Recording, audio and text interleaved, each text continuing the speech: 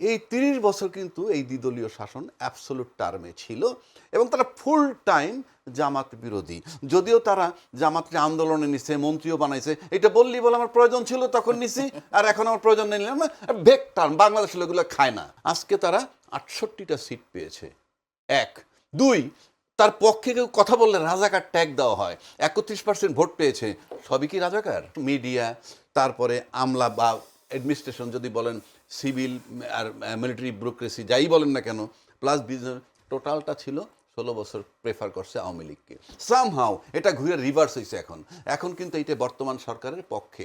বাংলাদেশে জামাত কখনো ক্ষমতা এসে সার্ভাইভ করা ডিফিকাল্ট হবে। এটার কারণ হচ্ছে এই ৩টা সেক্টর কখনোই জামাতের পক্ষে আসবে না। আবার কালকে যদি আওয়ামী লীগ মাঠে নামে, আপনি লিখে রাখেন যে এই এই যে মিডিয়াটা, এটা 100% না হলে 70% ওভারনাইট চলে যাবে সেদিকে। কি আওয়ামী লীগের কার্যক্রম নিষিদ্ধ করে আওয়ামী লীগের রাজনীতি ধ্বংস করা যাবে কিনা বা বিনাশ করা যাবে কিনা একটা প্রশ্ন। যদি বলি, আবার মঞ্জু আলম পান্না বলেছেন আওয়ামী লীগকে কি জন্য নিষিদ্ধ করবে। ধন্যবাদ আপনাকে এবং আমার সহকারী আলোচক, আমার একজন প্রিয় মানুষ পান্না, তাকে আমার আন্তরিক শুভেচ্ছা। না, আপনি বলছেন বিনাশ করা যাবে কিনা, এটা যদি আমি এক লাইনে জবাব দিই, আপনি জানেন সায়েন্সের একটা থিওরিতে বলে শক্তির রূপান্তর হয়, ধ্বংস করা যায় না। আপনি যে কোনো শক্তি, আপনি যদি একটা মেটালকে শক্তি ধরেন, একটা লোহার টুকরাকে, এটা দিয়ে আপনি জাহাজ বানাইতে পারেন, তলোয়ার বানাইতে পারেন, হ্যাঁ, বোম বানানোর কাজে লাগাইতে পারেন। এইভাবে যে কোনো শক্তির রূপান্তর আছে, ধ্বংস হয় না। আপনি যে কথা জামাত নিয়ে বলা হইল, আপনি যদি লক্ষ্য করে দেখেন, আমি যদি এরশাদ পতনের পর থেকে ধরি, আমার কাছে মনে হয় আমাদের এই আন্দোলনগুলো বেশি মনে আছে, মানে এরশাদ পতনের পর থেকে। সেখান থেকে কিন্তু কম সময় না, মোটামুটি ৩৫-৩৬ বছর। এই ৩৫-৩৬ বছর যাবতই কিন্তু দ্বিদলীয় শাসন ব্যবস্থায় দুইটা বড় দল জামাত বিরোধী, এবং এই জামাত বিরোধী থাকার যথেষ্ট যৌক্তিক কারণ আছে তাদের মতে।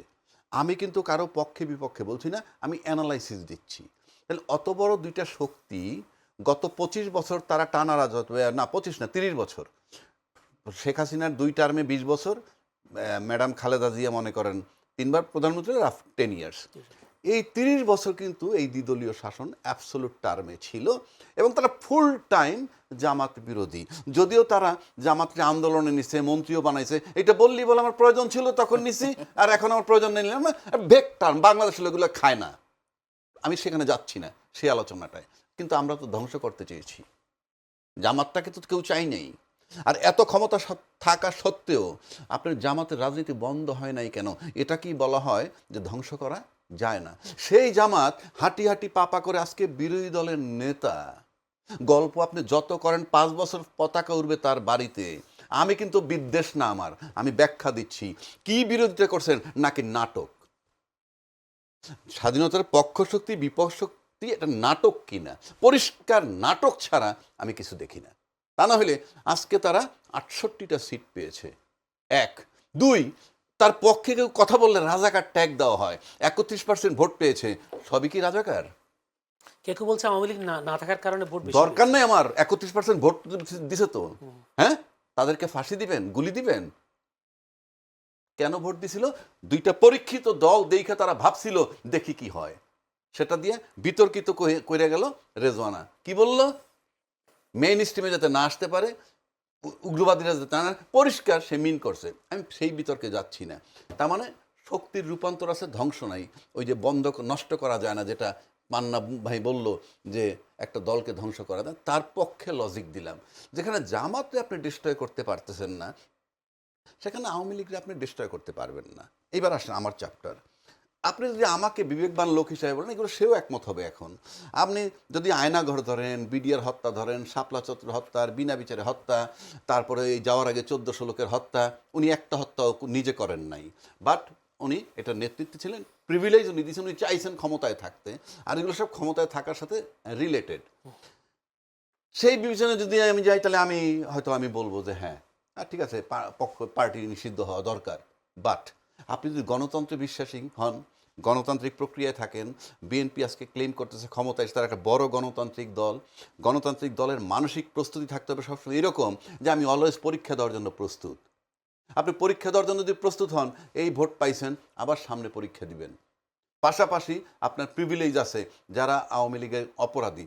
টোটাল আওয়ামী লীগের সব তো অপরাধী না, অলরেডি এফআইআর হয়েছে, মামলা হয়েছে, দণ্ড হয়েছে। এফআইআরের ভিতর যাদের নাম আছে তারা আপনার কার্যক্রম স্থগিত থাকতে পারে। আমি বলছি না কার্যক্রম উঠাইয়ে দেন, আমি আসছি অন্য ব্যাখ্যায়। সেই পানিশমেন্টগুলো হোক, নাম্বার 1। নাম্বার 2, আপনারা যখন বন্ধই করবেন তাহলে অন্তর্বর্তীকালীন সরকার যখন প্রস্তাব আনলো, আন্দোলনের মুখে হোক আর যেভাবেই হোক বন্ধ করার কথা হইলো, যে পার্টি নিষিদ্ধ করার কথা আসলো, সেখান থেকে শিফট করে, যেহেতু তখন আজকের ক্ষমতাসীন কি বলছিল যে আমরা কোনো পার্টি নিষিদ্ধ হোক, আমরা সেটা চাই না, কোনো অ্যাডমিনিস্ট্রেটিভ অর্ডারে হোক, এটা আমরা চাই না এবং এটা হয় না, এটা জনগণের ব্যাপার। আরে ভাই, সেদিন যদি আপনি সুকৌশলী বুদ্ধিমান হইতেন তাইলে তো চুপচাপ থাইকা ইনুস সাহেব দিয়ে করাইতে পারতেন, সমস্ত লায়াবিলিটিস তার উপরে থাকতো। আমি তো মনে করি আপনি রাজনৈতিক হিসেবে প্রজ্ঞাবান নন। এখন আমার কাছে মনে হয় যে আজকে যে নিষিদ্ধ করছে সেটার কারণ কি? আজকে নিষিদ্ধ করার পিছনে আমার একটা কারণ হতে পারে এই যে বাংলাদেশে ক্ষমতায় থাকলে একটা বিশাল শক্তির ক্ষমতায় থাকে। শক্তি, অদৃশ্য শক্তির ক্ষমতা আমি বললে ভেক টার্ম হবে, বাট নর্মাল শক্তি 3টা পাওয়ার: মিডিয়া, অ্যাডমিনিস্ট্রেশন অ্যান্ড বিজনেস অলিগার। এইটা যদি ধরেন, এদের উপরে কেউ মাতব্বরি করে কিনা সেটা অন্য চ্যাপ্টার, সেটা যেহেতু আনসিন আমি বলবো না, বাট ডিপ স্টেট একটা টার্ম আছে। এই যে 3টা মিডিয়ার পক্ষ, এই মিডিয়াগুলো কিন্তু সব মিডিয়া, তারপরে আমলা বা অ্যাডমিনিস্ট্রেশন যদি বলেন, সিভিল আর মিলিটারি ব্যুরোক্রেসি যাই বলেন না কেন, প্লাস বিজনেস, টোটালটা ছিল 16 বছর প্রেফার করছে আওয়ামী লীগকে। সামহাও এটা ঘুরে রিভার্স হয়েছে এখন কিন্তু এইটা বর্তমান সরকারের পক্ষে।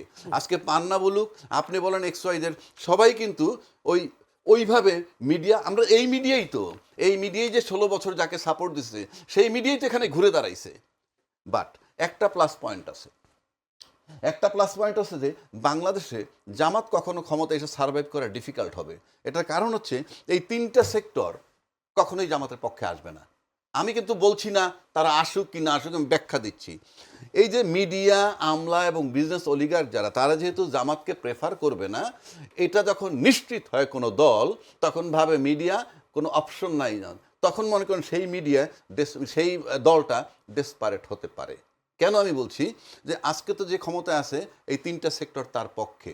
আবার কালকে যদি আওয়ামী লীগ মাঠে নামে, আপনি লিখে রাখেন যে এই যে মিডিয়াটা, এটা 100% না হলে 70% ওভারনাইট চলে যাবে সেদিকে। তো সেই বিবেচনায় যেহেতু আমার মিডিয়া দরকার, প্রশাসন দরকার, প্লাস বিজনেস অলিগার দরকার, এবং সেটা নিশ্চিত যাদের জন্য কাজ করবে না কখনো, আমি ক্ষমতায় থাকলেও আর না থাকলেও, সুতরাং সেই হিসেবে তাদের একমাত্র রাইভাল হতে পারে এই আওয়ামী লীগ। এবং সেই আওয়ামী লীগ যে ক্ষমতায় ছিল, যে শক্তিটা নিয়ে, সেই শক্তির কাছে যদি আজকের সরকার নিজেরে প্রমাণ দিতে পারে যে ইয়েস, আওয়ামী লীগের জায়গায় আমরা থাকলে কোনো অসুবিধা নেই, আওয়ামী লীগ যেটা করেছে আমরা সেটা করতে পারবো, এই নিশ্চয়তার ভিত্তিতে তারা বন্ধ করতে পারে বলে আমার কাছে মনে হয়। তা না হলে আরেকটা বিষয় আপনাকে আমি বলি, এই যে দল যেটা সিদ্ধান্ত নিল, বিএনপির মতো দল, এটা নিয়ে একটা বিরাট প্রশ্ন আসবে। এই সিদ্ধান্ত দিয়ে প্রমাণ করলো ওনারা যে ওনারা গণতান্ত্রিক কি না, এই প্রশ্ন আসবে। মঞ্জুল পান্না বলেছেন আবার কোনো এক সময় অনুমোদন দেওয়ার মতো সুযোগ আছে না, সেটা তো ধরেন, হ্যাঁ, সংসদ যেটা না, অধ্যাদেশ আজকে করছেন, আবার সময়ের ব্যবধানে বাতিলও করতে পারেন। কিন্তু বিষয়টা হচ্ছে যে এটা তো আওয়ামী লীগ স্পেসিফিক্যালি বন্ধ করা হয়েছে তার রাজনৈতিক কার্যক্রম, তা তো না। অধ্যাদেশটা রেটিফাই করা হয়েছে, আইনে রূপান্তর করা হয়েছে। আওয়ামী লীগ কিন্তু এখানে অপশনাল সাবজেক্ট।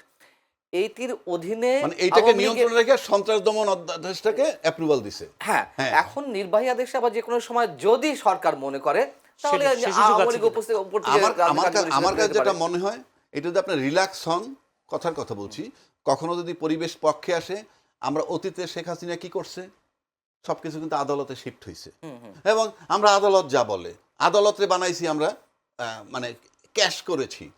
এখন এরাও যদি এইরকম ভাবে যে আদালতে যাবে, আদালত যদি মনে করে, তার মানে কি নির্বাহী বিভাগের সাথে বিচার বিভাগের আন্ডারস্ট্যান্ডিং, কেননা ইতিমধ্যে আমরা আজকে দেখলাম যে বিচার বিভাগের যে আলাদা করে সচিবালয় বানানো হয়েছে সেই অধ্যাদেশটাই বাতিল করে বাতিল করা দিয়েছে। হয়েছে। তো এই অধ্যাদেশ বাতিল করার মানে আপনি বলেন, তার মানে কি আপনি যদি গণতন্ত্রে বিশ্বাসী হন তাহলে তো আপনার বিচার বিভাগটা আলাদা রাখবেন। আমাদের দেশের ক্যারেক্টারে যখন ক্ষমতার বাইরে যিনি থাকেন ইনি এত বেশি গণতান্ত্রিক হন, গণতন্ত্রের জন্য জীবন উৎসর্গ করে ফেলেন, আর যখন টেক ওভার করেন তখন হাতের মুঠোয় নেয়, তখন আর গণতন্ত্র থাকে না। শব্দটা ব্যবহার করেন গণতন্ত্র, কিন্তু অ্যাকশন কিন্তু স্বৈরতন্ত্রের। তাহলে আপনি এই অধ্যাদেশ বাতিল করবেন কেন, if you believe in the democracy? ধন্যবাদ। আমি একটু পান্নার কাছে মাজুল আলম পান্না ভাইয়ের কাছে যেতে চাই।